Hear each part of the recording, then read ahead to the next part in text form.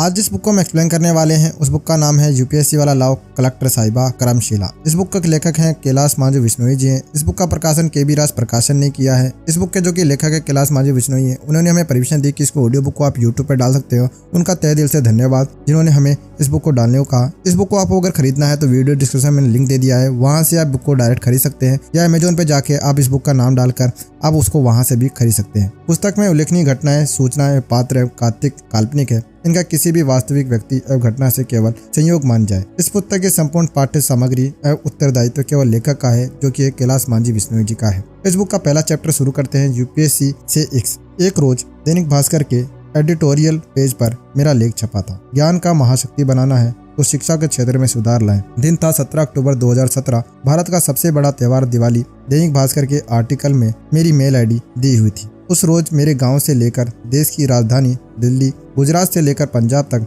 बहुत सारे पाठकों के मेल आए हुए थे। उनमें से एक मेल पर मेरा ध्यान गया। मेल में लिखा था, I read your article in Dainik Bhaskar. It was great. You rightly manage the flight reading over education pattern and necessary any activities which must be implement as soon as possible. मैं उम्र के जिस पड़ाव में था, उस उम्र में किसी भी लड़की का मैसेज, वे भी अंग्रेजी में, और उस पर लड़की भी मेरी बिरादरी की, एक साथ इतने संयोग ने मेरे दिल को धड़कने तेज कर दी। हालांकि मैंने भावनाओं को नियंत्रित करते हुए एक संक्षिप्त जवाब दिया, थैंक्स फॉर योर फीडबैक। एक मचलते हुए युवा की तरह मैं एक मैसेज में उनसे बहुत से कुछ पूछ लेना चाहता था, लेकिन मैंने दिल पर दिमाग का प्रभावी नहीं होने दिया। आपके सुझाव अच्छे हैं, लेकिन सरकार शिक्षा के सुधार पर उतना ध्यान नहीं दे रही है। एंजल ने मुझे यूपीएससी अभ्यर्थी जैसी गंभीरता के लिए हुए सवालों के अंदाज में फिर मेल किया। 1986 के बाद नई शिक्षा नीति तक नहीं आई है। अब तक शिक्षा और स्वास्थ्य राम भरोसे ही है। मैंने लव मेल में जवाब दिया और दोपहर का खाना रूम से 100 मीटर की दूरी साईं रेस्टोरेंट चला गया। हाँ, ये बात तो है,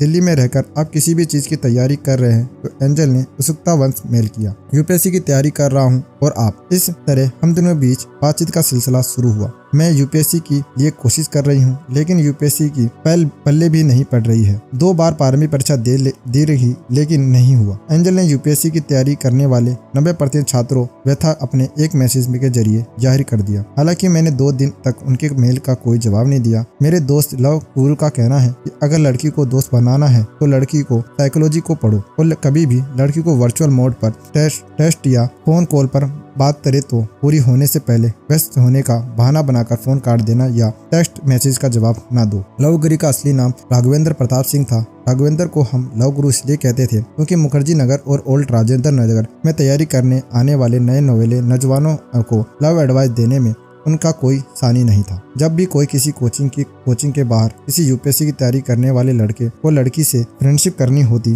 तो लव गुरु की तरफ रुख करता। लव गुरु शानदार और नायाब नुस्खे बताता। लड़के उसके आसमाइश में अपनी होने वाली माशूका के लिए करते और उसे कामयाब भी हो जाते। लव गुरु के खुद के लगभग आधा दर्जन गर्लफ्रेंड और 1 दर्जन आज भी मीटू थी। वह तैयारी, काम और मौज मस्ती करने वाला लड़का था। मैंने एंजल के मेल का जवाब ठीक 2 दिन पश्चात रात्रि में नियमित मोटिवेशनल फेसबुक पोस्ट करने के तुरंत बाद दिया। अच्छा, यूपीएससी परीक्षा के पैटर्न को पढ़ नहीं पा रही, लेकिन मैंने और त्राटक करके बिस्तर पे चला गया। मेरी मुख्य परीक्षा 28 अक्टूबर को होनी थी, इसलिए मैं जल्दी सोने की आदत डाल रहा था। मैं यूपीएससी के इक्वेशन पूछने से पैटर्न को समझ नहीं पा रही हूँ। साल भर पॉलिटिकल, इकोनॉमिक, एनवायरनमेंट सभी सब्जेक्ट पढ़ने के बावजूद इक्वेशन प्रॉब्लम में बहुत ज्यादा गलत हो रही है। इसका सोल्यूशन क्या हो सकता है और आप क्या इस बारे में मुझे मेंस परीक्षा दे रहे हैं? उन्होंने इस मेल में 2 सवाल पूछे। हाँ, अक्टूबर का ही है। मैंने एंजल के मेल संक्षिप्त में जवाब दिया। आईएएस प्रीलिम 2017 के रिजल्ट आए हुए थे। 3 महीने से ज्यादा हो चुके थे, लेकिन एंजल ने ये तय नहीं कर पा रही थी कि 3 जून 2018 को होने वाली यूपीएससी प्रीलिम के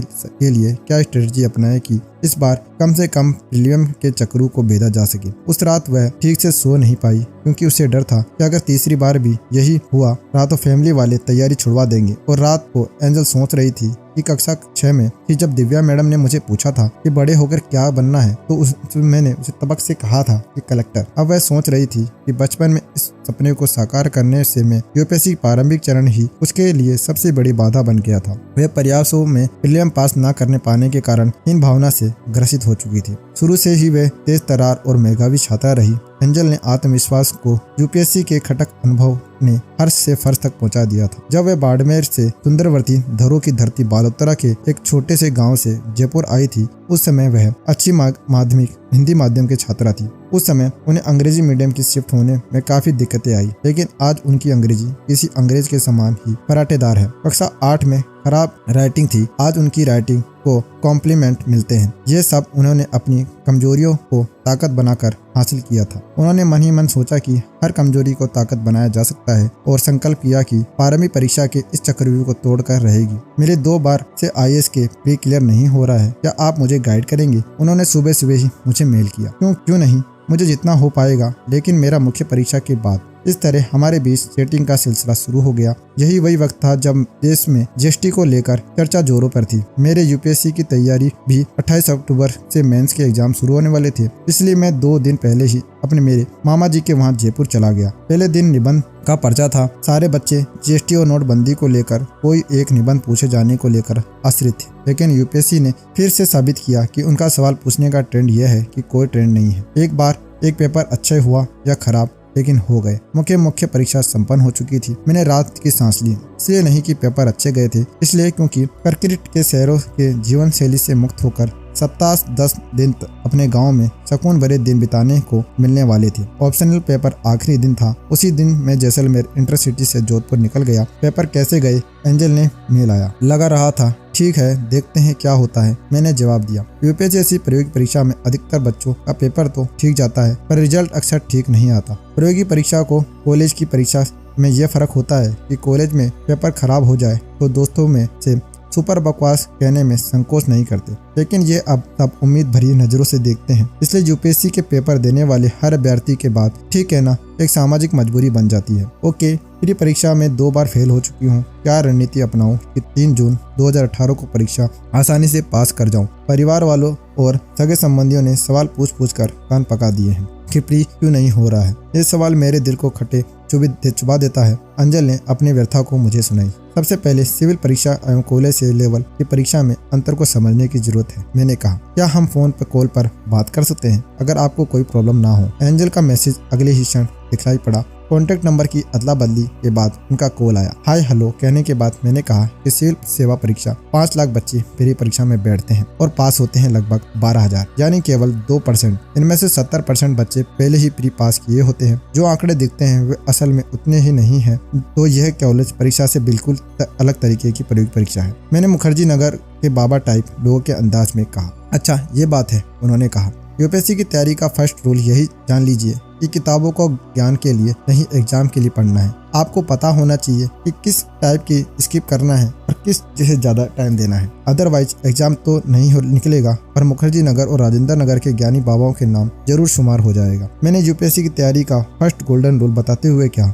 ये ध्यान रखो कि IAS आसमान से नहीं टपकते, वे हम में आप में से एक होते हैं। लेकिन लोग जिस मंजिल की ओर जाना होता है उसे ट्रेन के डब्बे में सफर करते हैं। ये लोग धुनी के बेहद पक्के होते हैं। इन लोगों के दिलों में आग लगने की जलती है, इसलिए उन्हें सफलता हर हाल में मिलती है। मेरा UPSC वाला ज्ञान निकलना शुरू हो चुका था। IAS की तैयारी का सबसे बड़ा फायदा यह है, अगर 2-3 साल गंभीर रूप से तैयारी कर ली जाए तो कम से कम आप ज्ञान बिखारने की कला में तो सिद्धहस्त हो ही जाते हैं। फिर आप किसी भी टॉपिक पर किसी भी समय किसी भी व्यक्ति को ज्ञान देने की और अपनी तरह की समझने की कोशिश करने लग जाते हैं। देश व सरकार का हर समस्या पर अपना व्यू वाइट जरूर देते हैं। क्या बात है, आप तो एक अच्छे मोटिवेटर भी हो, उन्होंने तारीफ करते हुए कहा। अच्छा ये बताइए, सिलेक्शन में किस्मत का कितना रोल होता है? किस्मत में नहीं मानता, ये किस चिड़िया का नाम है? तैयारी करने से पहले भाग्य की बात करना बेईमानी है, इसीलिए इंसान कभी भाग्य को नहीं रोना चाहिए। आप एक दिन के लिए किस्मत का चमकते का इंतजार मत कीजिए। आप और कुछ नहीं करना सिवाय कड़ी मेहनत के। भाग्य को अपने ढंग से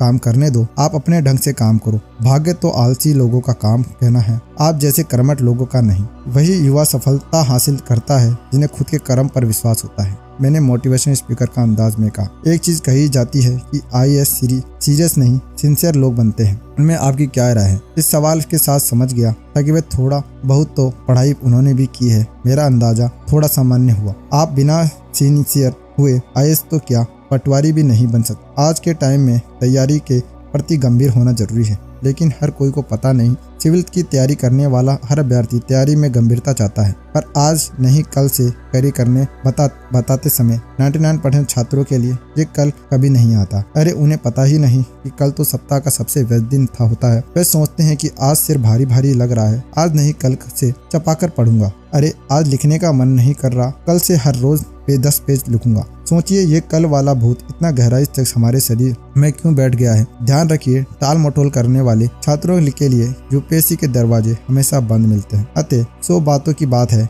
कि टाल मटोल का जो कारण वो बुखार है तो पढ़िए, बुखार हो ही रहा है तो क्लास जाइए, उंगलियां झाले हो जाए तब भी लिखिए। आप तभी सफल होंगे जब अंधेरे में किताब के छपे अक्षर नजर आने लगे। मैंने ये लाइन कुछ दिन पहले फेसबुक पर पोस्ट की थी और उस बात को दोहराने का लाइन गाइड करने के बजाय इम्प्रेस करने के लिए बोल दी। ये भी सच्चाई है, जब मैं पहली बार फोन पर बात कर रहा था तो मैं गाइडेंस कम और इम्प्रेस करने की कोशिश ज्यादा कर रहा था। ये हर एक लड़की से बात करने का दोहराने का सबसे दुर्बल गुण है। मैं तो बहुत आलसी हूँ, मैं तो कई बार 13-14 घंटे पढ़ने का शेड्यूल बनाकर रख देती हूँ, लेकिन उतना नहीं पढ़ पाती। मेरा कैसे सिलेक्शन होगा? एंजल ने अपनी चिंता जाहिर की। जरूरी नहीं कि आप 14 घंटे पढ़ाई करेंगे तभी आप आईएएस बनेंगे। पढ़ाई के घंटे मायने नहीं रखते, गुणवत्ता मायने रखती है। आप कह रही थी कि शेड्यूल बनाकर छोड़ देती हूँ और टाल मटोल करने लग जाती हूँ। जो व्यक्ति सफलता के लिए सबसे जरूरी काम को बोरिंग मानकर टाल देता है, समझ लीजिए असफलता के बीज बो रहा है। जैसे कि आप पिछले 2 प्रयासों में गलतियां कर रही हो।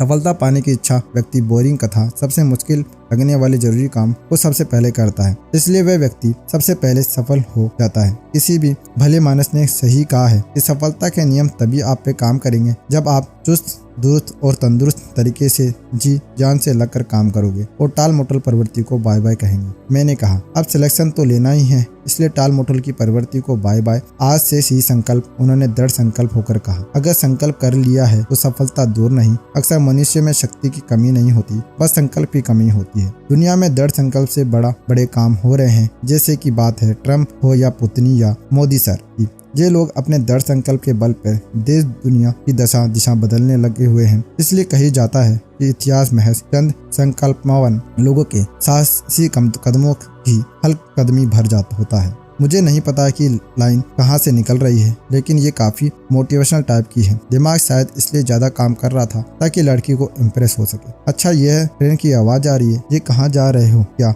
उन्होंने मुझे टोकते हुए पूछा। हाँ, मैं जयपुर से अपने गाँव जा रहा हूँ जो जोधपुर में है। मैं जयपुर जंक्शन से जैसलमेर इंटरसिटी में बैठा हुआ हूँ। ट्रेन के रवाना होने में अभी 5 मिनट का समय है। अच्छी बात यह है कि मुझे खिड़की वाली सीट मिली है। अच्छा, तैयारी का गोल्डन रूल बता रहे थे, तो बताइए दूसरा गोल्डन रूल क्या है? यूपीएससी के किले को भेजने के लिए उन्होंने पूछा। मैंने यूपीएससी की तैयारी के दौरान का जो अनुभव हासिल किया था वे बता रहा हूँ, क्योंकि आपकी तैयारी की रणनीति पूछी है, बस इसलिए। अगर वह नहीं भी पूछती तो मैं भी आधे घंटे बाद एक एक करके यूपीएससी की तैयारी के लिए सारे गोल्डन रूल बता चुका होता। यूपीएससी की तैयारी करने वाले लड़के अक्सर यूपीएससी की तैयारी करने वाली लड़कियों को इम्प्रेस करने के लिए क्या क्या करते हैं, ये कभी फुर्सत मिले तो पता लगा सकते हैं। तो मुखर्जी नगर और ओल्ड राजेंद्र नगर में जाइए और अवलोकन कीजिए कि एक यूपीएससी अभ्यर्थी लड़का दूसरी यूपीएससी अभ्यर्थी लड़की को इम्प्रेस करने के लिए क्या क्या नुस्खे बता रहा होता है। कुछ ऐसे धांसू रणनीति को साझा कर रहा होता है जो उन्हें खुद ने कभी फॉलो नहीं की।